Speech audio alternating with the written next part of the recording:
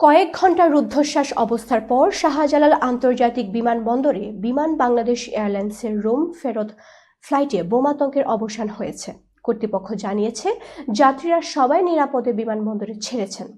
শাহজালাল আন্তর্জাতিক বিমানবন্দরের নির্বাহী পরিচালক মোহাম্মদ কামরুল ইসলাম সাংবাদিকদের বলেন, সব প্রোটোকল অনুযায়ী উড়োজাহাজটিতে তল্লাশি চালানো হয়েছে। কোনো ঝুঁকি না পাওয়া যাওয়ায় দুপুর 12:30টায় অভিযান সমাপ্ত করা হয়। যাত্রীদের তাদের ব্যাগেজ বুঝিয়ে দেওয়া হয়েছে। বিমানের রোম থেকে ঢাকায় আসা বিজে 35 নম্বর ফ্লাইটে বোমা আছে এমন খবর বুধবার সকালে আতঙ্ক ছড়িয়ে পড়ে।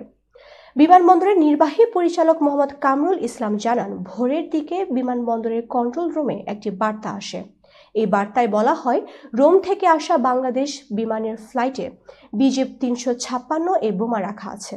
যে কোনো সময় বোমাটির বিস্ফোরণ ঘটবে। এমন অবস্থায় কন্ট্রোল রুম থেকে ঊর্ধ্বতন কর্মকর্তাদের বিষয়টি অবহিত করা হয়। এই অবস্থার মধ্যেই সকাল 9:35 ফ্লাইটটি শাহজালালে জরুরি অবতরণ করে।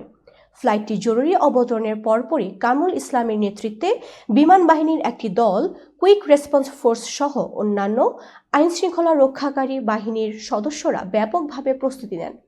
পরে ফ্লাইটের ভেতর থেকে 250 যাত্রী ও 13 ক্রু সহ সবাইকে নিরাপদে বের করে সরিয়ে নেওয়া হয়।